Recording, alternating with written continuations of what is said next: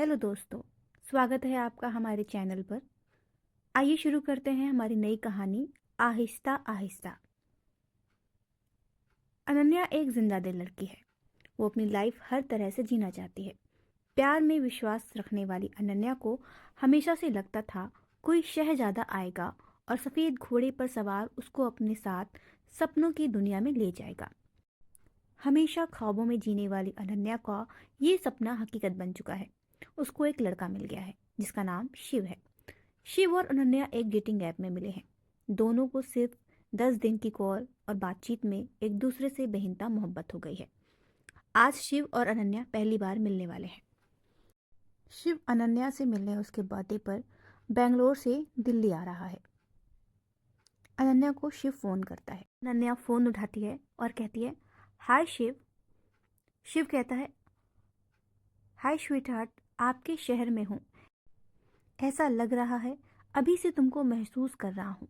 कहीं ये हवा वो तो नहीं जो तुम्हें छू कर आई है। अनन्या ने कहा, डॉक्टर शिवानंद, आप साइंटिस्ट हो, ये शायर कब से हो गए? शिव ने हंसकर कहा, प्यार का बुखार मैडम, प्यार का बुखार आपके रंग में रंग गया। अनन्या ने कहा, अच्छा ये सब छोड़ो, पहले बताओ कहाँ हो? मैं रास्ते में हूँ, एयरपोर्ट आ जाऊँ?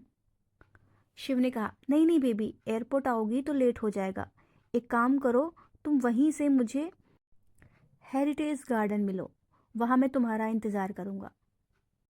अनन्या ने ठीक है कहकर फ़ोन काट दिया। हेरिटेज गार्डन में पहुंचने के बाद सामने से शिव को आता देख अनन्या उसे बस देखती रह जाती है। ओएमजी, उसे लगा क्या उसका सपना सच हो गया? क्या ये वही शहजादा है जो सफ़ेद घोड़े पर सवार होकर आने वाला था? शिव को सफ़ेद शर्ट में देखकर अनन्या ने मन ही मन सोचा और ब्लश किया। शिव अनन्या को देखकर स्माइल करता है और वहीं से वेव करता है। साथ ही ट्रैफिक को हवा की तरह चीरते हुए अनन्या के पास आकर बोलता है। अनन्या उसको देख ही रही थी और तभी शिव उसको हाय बोलता है। अनन्या ख्यालों में थी और शिव के बारे में सोच रही थी। अचानक उसका शिव की आवाज़ से ध्यान टूटता है। दोनों एक दूसरे से मिलते हैं और एक दूसरे से हाथ मिलाते हैं। गले मिलने की कोशिश करते हैं लेकिन गले नहीं मिलते हैं। अनन्या जो बड़े ही बिंदास होकर शिव से फोन पर बात कर रही थी, शिव से मिलकर पता नहीं किस जोन में चली गई थी। वो बस शिव को देख रही थी, उसे सुन रही थी और उसकी बात का जवाब हाँ या ना में दे रही थी। अनन्या और शिव पूरा दिन एक साथ बिताते हैं और इस दौरान उन लोगों को लगता ही नहीं कि वो पहली बार मिल रहे हैं और समय कैसे बीत गया दोनों को ही पता नहीं चला। शिव अनन्या को कार से घर छोड़ता है। कार अनन्या के घर के बाहर रोकता है। शिव कहता है, लीजिए मैम, आपकी मंजिल और हमारे बिछड़ने की घड़ी आ गई। वक्त का पता नहीं चला। अनन्या, ऐसा लगा ही नहीं कि मैं तुमसे पहली बार मिला हूँ। लगता है मानो जन्मों से जानता हूँ। शिव ने भावुक होकर कहा, किसी को समझने के लिए कभी कभी सारी उम्र कम पड़ जाती है और कभी कभी एक लम्हा भी काफ़ी होता है। अनन्या ने शिव की बात का जवाब देते हुए कहा, अच्छा जी, इतनी गहरी बात? अनन्या की बात सुनकर शिव ने कहा, और ये बात कहते हुए उसने अनन्या की तरफ देखकर आंख मारी। अनन्या ने कहा, अच्छा मैं अब चलती हूँ। शिव बोला, ऐसे सूखे सूखे, मुझे तो किस चाहिए। अनन्या ने शर्माते हुए कहा, अरे पागल हो क्या, ये मेरा घर है, सामने किसी ने देख लिया तो? शिव ने बोला, ऐसा है क्या? ऐसा तो नहीं है, यहाँ तो कोई नहीं, ज़रा देखूँ तो ये क्या है? ऐसा कहकर शिव ने एक ही पल में अनन्या के लिप पर किस कर लिया। अनन्या शर्माई और फिर गुस्से का दिखावा कर कार से उतर गई। शिव ने अनन्या को रोकते हुए कहा, वेट अनन्या। अनन्या ने पीछे मुड़ा और बोला, हाँ। शिव ने कहा, सॉरी, मैं तुमको बता नहीं पाया, हम अब 2 दिन नहीं मिल पाएंगे। अब मैं तुमको तुम्हारे बर्थडे पर मिलूंगा। अनन्या ने कहा, लेकिन हम तो 4 दिन मिलने वाले थे और तुम मेरे बर्थडे के लिए आए थे ना? अनन्या ने जवाब दिया, हाँ मगर काम आ गया है, मुझे किसी काम से जाना है, नहीं तो मैं नहीं जाता, बहुत ज़रूरी काम है। शिव ने अनन्या को समझाते हुए कहा। अनन्या ने कहा, ओके ठीक है, जाओ, फिर मिलते हैं। शिव ने कहा, हाँ मिलते हैं पक्का। अनन्या ने हाँ में सिर हिलाया। मुस्कुराते हुए शिव ने उसको गले लगाया और माथे पर किस किया। दूसरे दिन अनन्या ऑफिस पहुंचती है, जहां उसकी फ्रेंड प्रिया उसका बेसब्री से इंतजार कर रही थी, क्योंकि प्रिया को पता था अनन्या शिव से मिलने वाली है। उसे पता करना था कि आखिर उसकी शिव से मीटिंग कैसी रही।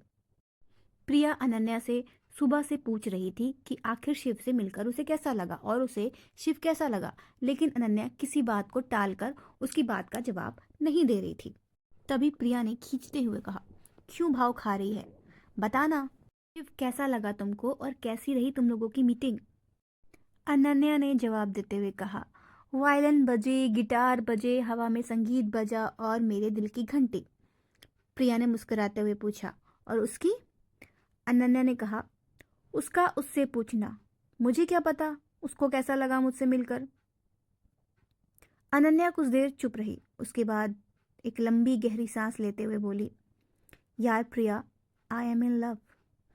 प्रिया ने भौं सिकोड़ते हुए कहा, इतनी जल्दी? इतनी जल्दी क्यों? अनु रुक कर चल, तुम उसको जानती भी नहीं हो, पहली बार मिली थी, तुम्हें नहीं पता वो कैसा इंसान है। देख, मैं तो कह रही हूँ अभी रुक जा, बाद में तुझे ही तकलीफ होगी। वैसे भी मेरा दिल कहता है वो सही इंसान नहीं है। अनन्या ने प्रिया की तरफ गुस्से से देखा और बोली, और तुझे क्यों ऐसा लग रहा है कि वो अच्छा इंसान नहीं? आकाशवाणी हुई है तेरे कान में। प्रिया ने अनन्या को समझाते हुए कहा, आकाशवाणी नहीं, भविष्यवाणी। फिर भी मैं चाहती हूँ जो मुझे लग रहा है वो कभी सच ना हो। वो तुझे पलकों पे बैठा के रखे, जितना प्यार तू उससे करने लगी है वो भी तुझसे उतना ही प्यार करता हो। अनन्या, लेकिन फिर भी मैं ये कहूँगी, तू किसी पर इतनी जल्दी बिलीव मत कर, ये सही नहीं है। इतनी जल्दी प्यार व्यार के चक्कर में मत पड़। अनन्या ने प्रिया की तरफ देखा और एक हल्की स्माइल की और बोली, it's too late Priya, it's too late. Shiv को 2 दिन हो गए। इस बीच ना कोई शिव का कॉल आया, ना अनन्या का उसने कॉल उठाया। मैसेज में भी बस हाँ या ना में उसने आंसर दिया, और कुछ दिन बाद उसने मैसेज का रिप्लाई भी देना बंद कर दिया। अनन्या को लगा बिजी होगा, इसलिए बात नहीं कर रहा, लेकिन फिर अनन्या को प्रिया की बातें सही लगने लगी। अनन्या को लगा, क्या प्रिया सही कह रही थी? क्या शिव अच्छा इंसान नहीं है? क्या वो अब उससे कभी नहीं बात करेगा? क्या मैं शिव को अच्छी नहीं लगी? ये सब बातें उसके दिमाग में चल रही थी। अनन्या सारा दिन यही सोचती रहती, और यही सोचते सोचते वो दिन आ गया, यानी कि उसका बर्थडे। और वही हुआ जिसका अनन्या को डर था, शिव उसका बर्थडे भूल गया। अगले दिन अनन्या ने शिव को कई कॉल किए, मगर शिव का नंबर रीचेबल नहीं था, उसका फ़ोन स्विच ऑफ आ रहा था। अनन्या ने शिव को मैसेज किए। अब मैसेज डिलीवर तो हो रहे थे, लेकिन शिव उन्हें पढ़ नहीं रहा था। जल्दबाजी में अनन्या ने शिव से अपने प्यार का इजहार कर दिया। उधर से जो मैसेज आया उसे देखकर अनन्या के पैरों के तले जमीन खिसक गई। शिव ने लिखा था, you are dead for me. आखिर शिव को क्या हुआ? इतना ज्यादा प्यार जताने वाला शिव आखिर अनन्या को छोड़कर क्यों चला गया? अब अनन्या क्या करेगी? इन सब सवालों के जवाब जानने के लिए देखिए आहिस्ता आहिस्ता का अगला एपिसोड। अगर आपको ये कहानी पसंद आई तो इसे लाइक और शेयर कीजिए। साथ ही हमारे चैनल को सब्सक्राइब करना मत भूलिए, ताकि हम आपके लिए इसी तरीके की दिलचस्प कहानियाँ लेकर आते रहें।